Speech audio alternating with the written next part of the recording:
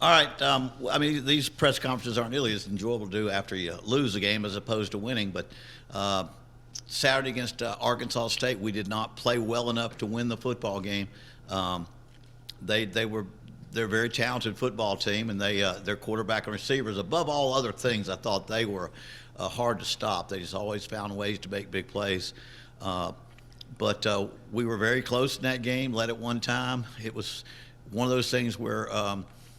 If you don't make mistakes and do the right thing, you got a chance to win a football game. But we got behind and played catch up, and then to break down our kicking game, the kickoff return for the touchdown kind of broke our back at the end. And so we've got to correct all those things and keep going. I've said before it's going to be a long season, and um, it's going to take every ball game all the way till November to decide how this thing's going to go. What we've got to do is try to play every game, get better each week, and and become a better football team by the end of the game. Coastal Carolina is a team that undefeated. They got past their hump a few years ago. There was a hump they had to get over, and they got past it. Of course, their quarterback McCall was a big part of that back then. He still is. He's a big function, and they're sitting 5-0, and they look it's not so much like a team that is dominant over Appy and everybody else. They believe in winning. They believe in themselves. They find a way to win, and when they get into a game, they've had some close ones. They just find a way to win football games, and pull away at the end. And so it's a mark of a good program as much as a good football team that they have gotten to that point there. But we kind of got that one behind us, but made our corrections. We get ready for a pretty tough practice today, as we do on all Tuesdays and Wednesdays, and to get our kids ready for a homecoming. I wish we had the old days where you picked a team that couldn't beat couldn't beat anybody, and you get them on homecoming. And that you don't have that luxury. Sun Belt, your conference tier is tough, and then you make money in your non-conference games, and so you end up not getting one of those daggum cream puffs that you want on homecoming. We get the best team in the conference, or one of the best teams in the conference. So, and dang it, them. They'll probably be talking about they made us their homecoming team. I didn't. Somebody on the other side of the bayou made them homecoming team, and but those things are quite often done for a lot of alumni reasons and time of the season reasons, and because I've got a few things I've got to go to this week. But we are excited about bringing people back. I'm excited about our program. I don't feel any less. Sometimes I think we're probably. Sometimes I think this program building is kind of like a marathon as opposed to a 100-yard dash, but that's not a good depth. I think it's an 880 as opposed to a 100-yard dash. And I think we're getting close to that 400-meter level now. But we're in a process. But there's some tough ones like last Saturday that you have to overcome and move forward to keep on getting better, because you'll look back and say, at that game last week, we can only look back and have success if we see that we got better because of it, if we got to be a better team this week because of the loss that we had last week. But any questions? We'll open up. Yeah, this is a streak that started before you got here, the road losing streak. The program's lost 15 straight on the road. Just kind of what makes it so difficult to win on the road, and what are some things that you've seen that you got to adjust to win on the road? Well, every time we play at home, we have a chance not to extend that streak, and so we got a good chance it won't be extended this week. And that's a good philosophical question.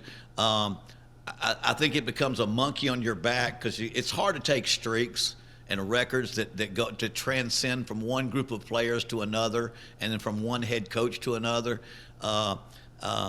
It's just like how I have to learn that Lafayette's a rivalry. You have to learn which one's your rivalry, and you learn it pretty quick, but you got to learn it. And there's the reason that you lose football games, home or away, most times is because the other team's better. That's and then what happens is you're on the road, and then you got an environment where they've got a good home field atmosphere and a good home field crowd and all those things. It adds to the dilemma of playing on the road. I really don't think our players have been exposed enough to that. If I hadn't told them, they wouldn't know. There's a winless pandemic year stuck in there, and then the year before that, back to October 10th. We've won our home games more than our away games here, but I like to think that we've got a great atmosphere at home and our kids respond to it, that we'll just need to learn to respond better when on the road. But most of the time, we're still facing teams where we have to play a little better than the other team. Whether home or away, we still have to play better just to win the game. And those kind of games, you got a better chance at home probably as the crowd gets into it. And although we don't have large crowds at any of our conference games compared to an SEC game, if it's a tight ball game at the end, you take our crowd, it's pretty wild. And so I think it does become a factor in a tight ball game toward the end when people are going crazy. Then a 20,000 people can get a game, or 15,000 can get it pretty cranked up. So the main thing is we just got to become a better football team and take the next game and make it the most important. The next one's at home, and we can we'll revisit that after the next home away game, that issue. So, Coach, what do you have to do to get it into the fourth quarter and get that crowd involved this week? Well, it's like Lafayette. We got in the fourth quarter, and we made one less mistake than they did. You get in the fourth. We got to get you if you're gonna get to the fourth quarter. You just got don't have a kickoff return for a 98-yard touchdown, and you got to be a little bit better at converting on. You're on there. We got to have our offense down the field longer, defense come off field longer. A lot of little things I think that you've got to do. But there are things you got. In other words, they scored twice with the last 6 minutes. I think 6 minutes of the first half. It may have been 8 minutes. I think they scored with 6:28 left. And that just broke our backs. You can't lose the last 4 minutes of a halftime or 6. They scored with like 43 seconds left. They got their last score. And that's what we have to do. Don't let that happen, And you're going to do everything you can, but you've got to do things that don't lose the game. If you're gonna have a chance to win it at the end. And that one, I thought the 12 to 14 they got right before the half, and then the kick as we kept getting that thing close, the kickoff return broke our back there. We've got to be better in special teams, and then make sure we do the little things, because it's just you got to play better football. When you're out there and you got a bunch of close games, that what we've said, man, let's get these games down to the wire. And play great 2-minute offense, 2-minute defense, or 4-minute offense to hold up defense. And we didn't quite get it there by the little things that we do. You got to get it there. You got to get it there by doing little things like getting off the field, forcing some 3-and-outs. They had about 5 drives, 10, 12 plays and more. And they had the ball 77 plays. We had it 57, I think. They had it 35 minutes. We had it 25 minutes. And now if we're scoring quick, which we did a couple times, that's not going to be a deciding factor. But when you look at the play count and the times you had the ball, we've got to be on that. We've got to get ourselves a little bit more to give ourselves a chance to win. We need to look at field position, all those things that we've got to do a little better job of, everybody. But like I say, you learn from that, and you go forward and see if you can correct those things by next week. Coach Chadwell obviously has done a great job there. When you look at his program, it seems like his name's rumored for every job that comes over. Yeah. What do you see out of him as a coach and that staff? Well, they've done a great job building that program now, and they made a commitment at some point from a facility and direction of their program. Reminds me of what South Florida did as opposed to Central Florida years ago. They just decided they were going to be a Division I football program, and they said we're going to do it. We're going to financially, we're going to put the money in it to be a Division I program. And then Chad came along, and he had all the right ingredients: his enthusiasm, youthful, talented, intelligent, good football knowledge, and he was able to be the catalyst, I think, that kind of got him over the hump. But he understands. If you look at his roster, he's got good football players. I think he understands, like most coaches that are successful, that it's the guys on the field that ultimately make everybody in the offices look good. And he's brought in some very, very good football players. But he's done a remarkable job. I will recommend him for any job that's out there, and I'll be glad to recommend him. And but he's done a good job, and I know where he's sitting right now. But those kind of things take care of themselves. I can't speak for Chad, but if you don't look over the fence too soon and you don't get too focused on anything else, just do a great job where you are. It's like that coach at Kansas. I could have told you how good he was when he was at Buffalo and I was coaching against him every year. He'll be somewhere else because he's just doing such a great job in a place that other coaches thought were a dead end. He sees this as an opportunity and does well. So Chad's done the same thing at Coastal Carolina, and they're 5-0. And so we want to go up there. We need to every team we play is an opportunity for us to make strides with our program. We took advantage of that against Lafayette. Whether they're as good as last year or not, they're the defending champion. So we say, okay, how far does it take to get from 0-10 to there? Well, we're closer. Now Coastal Carolina is clearly one of the top 3 teams in our conference. You got to put them anywhere in those top 3 numbers, I believe. And so now this is another test for us to see if we can go out there and keep this game into a game and keep this game into a position for us to have success at the end of the game. I don't think we're into these Texas, Alabama situations. We're into games where we've got to play them as well as Gardner Webb played them, or as some of these other teams that played them down to the wire. We've got to go in there and have a great football game. It takes us playing our best, and then we'll take on their best if we're playing our best, and we think that can keep us in the game. Obviously, there are 2 different teams with Lafayette and now Coastal, but what do you learn from that game to be able to beat one of the conference top teams at home?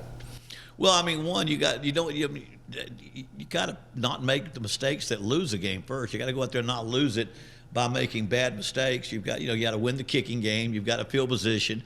You got to win the turnover. The 2 biggest ones are turnover battles and explosive plays. You've got to have those, and those are critical to have. And so I think that's the thing that we've got to look for. If we can go into this game, any game that we play where we've got to play against a very good team, we got to win the turnover battle and the explosive play battle, big plays, either big throws and catches or not giving up the big play, turnover battle, and then break even in the kicking game. And we still got a little bit of ways to go there. But those 3 areas are the most important things you got to do if you're. And I think each week we can get better and better offensively, and I think we'll get better and better defensively. In spite of the fact that I think our Arkansas State, their throwing game was a little bit beyond what we had seen before against us, because of what they were able to do. But I think that's the biggest thing, that we got to win turnover battle, we got to win the explosive play battle, and then make sure we go out there at the very least break even special teams. And I was going to leave off one other thing. I can't remember what it was, but there was one other thing that's off of penalties. Penalties are not, if you're a great team and you're winning everything by 30. I used to watch my father when he was at Florida State and all those big runs when they were winning 10 or plus every year. They had the most penalized team in the nation. They had All-Americans at defensive end getting sacks and personal fouls and hitting people on the sideline. And when you're a great athletic team and you're beating people, that one you can kind of just you get on you scold your players, but you don't bench them. With us, it's critical. It's critical to the success of our team. We have a foolish penalty or a penalty that you could, sometimes you jump off sides by a good trick snap count that got you, or even on the sideline when a guy's running down the sideline and you're trying to he's trying to stay in bounds when he steps out and you hit him. You understand when it's a foolish penalty. We still having some foolish penalties, and we've been very good at that. Last year we were number 1 in our conference. I think we're 2nd or 3rd in the nation in low penalties. But I think that's what you've got to do too, also to keep yourself in a game. Don't give them extra yardage, better field position, and don't play behind the chains. Would be after those other things. Win the turnover battle, win the explosive play battle. Go ahead. It's week 6 and about halfway into the season. Uh-huh. What are some things that you like about your team right now where they are? What are some things that you think require them to be? I got a good bunch of guys. I like coaching these guys. They want to get better. If you could have been in our locker room after the game, it was almost like you had to contain them. There was so much frustration and disappointment. And you're having to say, men, settle down. We got to handle this thing. But on the other hand, you see how frustrated they are that they want to win, and they want to play as hard as they can to put themselves in a position to win. I like that about this team. They're going to play their best. They're going to play their hardest. Now we coaches have to prepare them the best we can, put them in the best situations and positions to be successful. But I like that demeanor. Then off the field, these guys are good guys. They go to class. We have community projects. We have service projects around school. They're eager to do those. They understand the things that they have to do to build a football program, not just a football game. And I have enjoyed coaching our guys. And there have been years that I've coached some pretty good football teams where a lot of the guys I don't really like that much. It's always getting in trouble here, getting in trouble there. You can't trust them when they're out on their own. I've got a pretty good bunch of guys, and if they make a mistake, they admit it and they move forward. But overall, I've enjoyed working with them, and I believe because their work ethic is good, they understand the the whole person concept that they need to have. That if we just keep plugging along, these guys are going to get better and better, and hopefully we can take it one game at a time. But by the end of the season, we're in a position to make it interesting. You talked special teams, and you said it after the Alabama game. You just said that their twos are better than our twos. Yeah. Now that it's still a problem, is there more of an inclination? Well, there? I think we've still got to get better. I agree with you. I mean, that's exactly right. You kind of say, okay, Alabama was Alabama, and then I thought Lafayette, we had a couple of plays that we let get away from us, but overall, it settled back down because you had Nichols and Lafayette to look at. But I think again, when I saw the kick return this past week, that I really feel like we've got to really look at some of the things we're doing that way, and that was the biggest area is our punt returns. Whether we can get somebody break a few of them, we don't break many punt returns. We got to do a little better job of holding up to give our guy a chance to return a punt, and then covering punts, covering pickoffs. That's coverage, and I think we have to look ourselves in the mirror because we have a punter coming back, kicker coming back, holder coming back, snapper coming back, returner coming back.